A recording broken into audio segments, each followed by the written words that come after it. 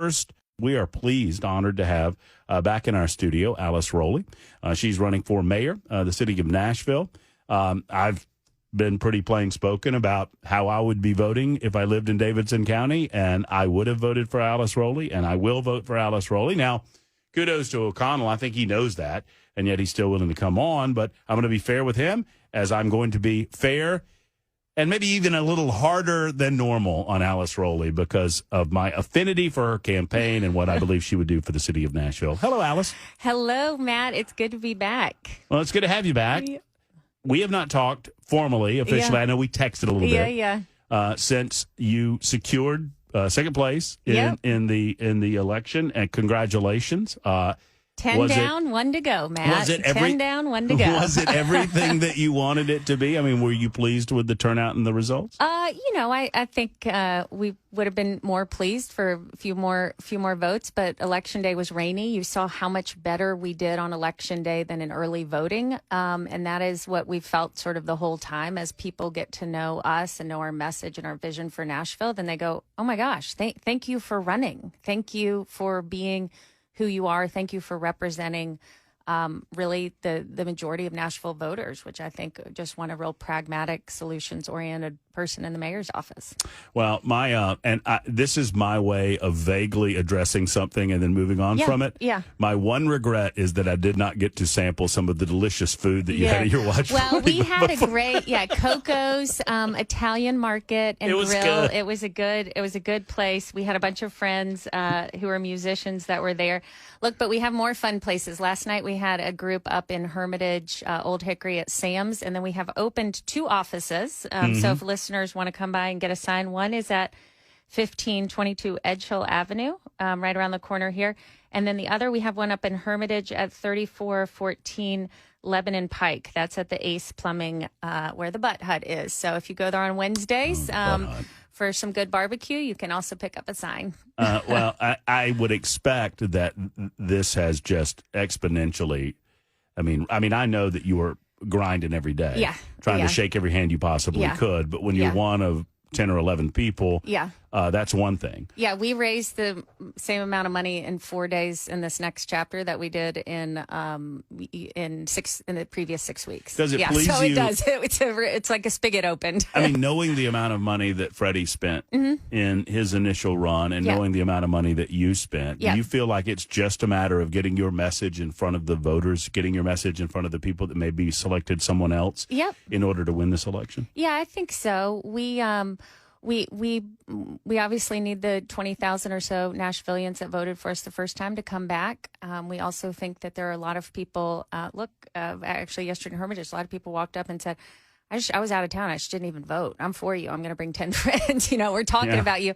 So I think that there's a little bit of a sense of there were too many in the race, and we just waited for somebody to kind of weed the bunch, like my granny would say. So we're hopeful we'll pick off a lot. Look, a lot of people in the center. We are going to continue. You saw it last night. We're going to continue to have a very liberal city council.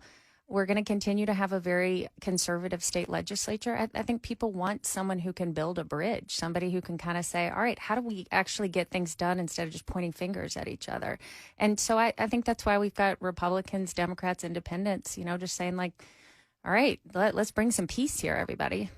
Well, I mean, I've always been told that in a prime, and because you've been a part of elections for a long time, that in the primary, you want to kind of focus on the base of the party that you're representing, particularly if it's an R or D race. And I understand that mayor's race isn't, but and then once you get to more of the general, and I feel like this breaks down that way. That you've identified yourself as a conservative, you've made no bones about it, but is now the job to make sure that the moderates in the city understand that whatever label they want to put on you, that your plan of action is one that's going to be better for them in their lives. Yeah, I think so. And if you go kind of across our social media channels today, we have a new 90-second spot that introduces me, beyond all of these labels that people throw at you. So I'm a, Nashville native, a Metro Schools graduate, a public school teacher, and then a business owner, right? And all these other labels that I think people get really caught up with, at the end of the day, aren't on the ballot, to your point.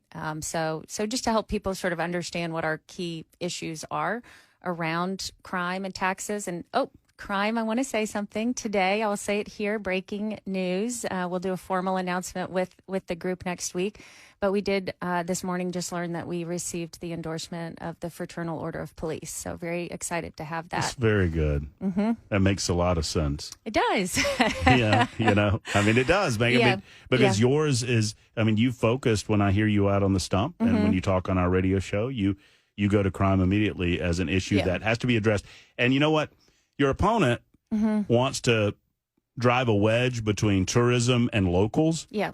But when it comes to crime, those two things are so interrelated. Yeah. Because obviously the local community is being drastically affected by crime. But if you have a crime problem in this city, you'll see some tourism dry up in the city as well. So those are interconnected things. Yes, very, very interconnected. And, and I believe that we can welcome visitors and new neighbors, but we still have to say our safety matters, right? I don't think that you have to say, well, if we have tourists, we can't have public safety. No, they're absolutely intertwined, and business owners need to know wherever they are in the county that if they call 911, someone's going to come. And that means, I think uniquely, I believe we do not have enough officers, right? Our force strength is 1.96 per thousand. It should be closer to 2.3 or 2.6 per thousand, which are big cities. And my opponent believes that the best managed cities don't have big police forces. I know we feel it when people say how long the call times are. We know we've gotten really big as a city, and we've got to beef up the force. I hear it a lot. Is there a specific action plan? How can you work with the police chief to entice individuals to come from other parts of the world into the state of Tennessee? I know, Governor Bill Lee did something similar from a state trooper standpoint. Yep. Is this something that you're looking at as a possibility for Nashville, or how do you entice people already here to join the force? Yeah, well, I'd say this. I think we've just. Did I mess up my sound there? I don't know. Okay. You sound good in my headphones, so maybe I just did something. Bumped into you. I think what we have seen. I was at the 100th graduating class of police. Is that I do think that we are trying to clear up and get enough. The issue, though, is retaining our police, and to retain our police, I think the police need to have somebody who says, we are going to fund you. We are going to support that you have a difficult job, and that we're not going to overly complicate that by saying that we can sometimes police some people and sometimes we can't. Last night's license plate reader vote, I think, was a really clear sense. The police support license plate readers. It's a known technology. The idea that it's still something that needs further study. And when we see how many stolen weapons, how many felony arrests came out of this very short pilot period, it's a force multiplier. And if our police force is depleted, we've got to use technology to help us get caught up. You're in favor of license plate readers. That's right. Mm-hmm. The council voted in favor of it. Yep. Your opponent, who is on the council, voted against it, if I'm not mistaken. That's what I thought I saw. He voted for it and then he voted against it. I'm getting confused. I think you're right. I think the final vote was against it, but I think there was an earlier procedural vote that was for it. I'm not sure. Yep. Right. So, and it gets a little muddy there, but I think when all was said and done, he voted against, and I'm trying to figure out what the justification is there. I'm not asking you to make it. I'll try to figure that out when he comes on the show. But I don't think that that's a very pro law and order stance when the police have demonstrated over the past 6 months how effective this technology can be and how it can be used. I understand. Have you had to address, or would you address, the concerns that this is somehow detrimental, particularly to the African-American community? I heard one quote, and Belle, I don't know if you pulled those for me. I'm going to ask for it in just a couple of minutes. There was one quote where a woman said, well, the technology's fine, but it's all about how you use it. Well, that's what the Metro Council's for. That's what the mayor's for, is to make sure that it's used appropriately to benefit citizens and not go after citizens, so to speak. Right. Well, again, I would say we don't need to reinvent the wheel. There are cities globally who have used license plate readers for decades. We have satellite cities within our city here that have been using license plate readers. The pilot followed a test pattern of putting cameras in the places that had the highest reported crime. Right? If you're going to test something, test it out where you're going to get a lot of data points. And so I think that was the approach that they took. I think it made sense so that they could come back and say, here's how it worked. If we had put a camera on the edge of Jolton and we the traffic and other patterns where there was zero effectiveness, I think that would have been hard for us to make a decision, right? Versus putting the cameras where we did, we put them in the places that our data showed had the highest reported crime. And so how having a camera there could help us be more productive in our detective work, be more productive in our apprehension, be more productive in solving the crimes that were happening there. Is it just a matter of more boots on the ground, so to speak, in terms of law enforcement? Are there other things that you can do to work better with the Metro Nashville Police Department from the mayor's office? Well, I think it's continuing to ask the front line, what things are you being asked to do that don't make sense to you, right? So every different organizations that I've managed, when we go to our front line, when you go to your best salesperson and say, Buzz Watson, if you're listening, he was my best sales guy. He's here. Hey, Buzz. Hey, Buzz. Buzz, what do you need to be twice as effective? Because your most effective officers, if they feel supported, if we are listening to them, if we are getting unnecessary work out of their way or off of their plate, they're able to be more productive and they're likely going to be happier and they're likely going to stay with the force longer. So I look forward to that, and I look forward to hearing from Chief Drake with that as well. In Metro Nashville, there are police officers as SROs in our middle schools. Yep. There are 2 officers as SROs in our high schools. There are no officers as SROs in our elementary schools. Yep. Have you the ability as mayor? Would there be a change there? Well, this is being the mayor is not running. Unfortunately, you can't go dictate things. The challenge, no, I understand that. But the challenge there, and I came out the day after that announcement was made. We returned $5.25 million that the state had put aside, said here's your money for your elementary school resource officers, and our position was we can't staff them. My position is we cannot fail if we don't even try. If we didn't put out a help wanted sign, we didn't take the money and say, I'm going to put out a help wanted sign. And sure, if we never fill the position, the budget year goes by, return the money. But to not take it, to say we don't even want to put out a help wanted sign, that's worrisome. I do understand the police perspective that taking 70 officers out of the current force and putting them in schools would make us further depleted. But the same idea, again, is put the help wanted sign out. There may be a different type of police officer candidate who wants to be an elementary SRO. My youngest son is in elementary school. Officer Mike is a really different kind of an officer than some of the other folks that we might see in other positions. So I think we could attract maybe even a different talent pool for that group. You recently were a part of a forum with Fox 17, I believe. Monday, yeah. Every day's a week on a campaign, Matt. Like I've lived 3 weeks since then, but it feels like it's been a month and a half since I've seen you.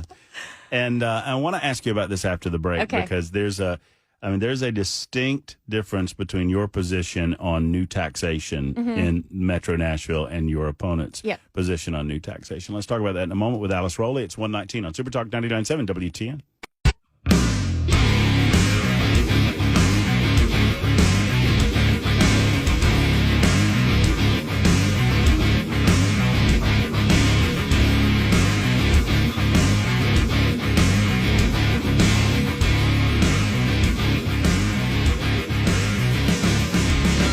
Super Talk 99.7 WTN. Oh, gosh, we've got, 6 minutes or so. Oh, we'll get you. I'll get you. Don't worry. I'll handle that for you. You handle running the city, and I'll handle turning on the microphone. Is that a deal? Okay, that's a deal. That's a deal. I had it on. The red button is throwing me off. I feel like it's supposed to be green, but red is we're here. Red means stop. Green means go. That's what I was thinking, but I need remedial training red for. Red means danger, danger, danger. Watch what you say. We're on. Where was? Oh, I remember where I was. So. The difference between you and your opponent, Freddie O'Connell, on the issue of taxes. I dug for this for a hot minute. I couldn't find it in time to pull it up, but I think I've got the quote pretty much right. You've been pretty clear where you are on new taxation on the citizens of Metro Nashville and Davidson County. Freddie O'Connell Monday was asked the question, and he said, well, no, I think it's irresponsible for Alice to have this position that she's not going to raise property taxes on the people of this community. Yep. How in the world can you leave open the door to raising property taxes if you're Freddie O'Connell and simultaneously claim that you're going to tackle the issue of affordable housing in the city? Well, yes, that's because every time in all of these forums, and I will remind everyone, 10 down, 1 to go, this question of affordable housing, and it was like people's brains exploded when I said we made housing less affordable when we raised taxes, because there is this fundamental belief that the only way to increase affordability is to spend more money. But all of us in the real world know that if government is spending more money, it's spending our money. So my belief and my decision to say very boldly that we are not going to raise property taxes is really born out of 3 pretty clear indicators for the city. One is we are effectively adding the land and property value of the city of Chattanooga every 3 years here. I mean, $5 billion of new permitted construction. And so the idea that our entire base isn't growing, right, is fiction, right? So we've got a bigger growing pie. Secondly, we are not going to close the city down to tourists, and we are going to continue to generate strong tourism revenues and strong sales tax dollars to fund our schools and to fund our police and otherwise. And then third, I think, is really taking a different approach with working with the state, is starting to say, how can we have the state as our partner for helping us with things like funding for more mental health beds? That's a problem that's not specific to Davidson County. That's a state problem. And I think when we go back in a less adversarial way that says, hey, I've got this problem and all of my regional neighbors do too, let's set some dollars aside. It's going to help us here in Nashville, but it'll also help our neighbors. And I just think it's a little bit of a different approach. I've asked both you and your opponent the question regarding the Nashville Fairgrounds Speedway and racetrack renovation. Yep. I'm going to ask you again for those who missed it in just a second, but I want to remind people that when I asked a Metro councilor his position on it, he refused to give an answer because he said that he had yet to fully study it. Yeah. I am of the belief, it is my opinion, that if Freddie O'Connell is the next mayor of Nashville, that this renovation deal will not happen. And you can comment on that, whether or not you believe that to be so. But first, start with where you are on the concept of renovating the racetrack. Yeah, 100% support it, right? It's in the Metro Charter. We will have racing at the fairgrounds. Now, are we now in a place where we're going to go negotiate a better deal? Absolutely, and I think we can get one. Look, if Great Wolf Lodge in Madison County in Jackson, Tennessee got $42 million of state money to build their water park there, I'm going to go back to the state and say, hey, guys, I know you were coming in for 17 the first time. Can we do a little bit better? CVC, I know that you were coming in for 17 the first time. Could we do a little bit better? I'm going to ask everyone to do better when it comes to getting things right for Nashvillians. What do you say to John Ingram?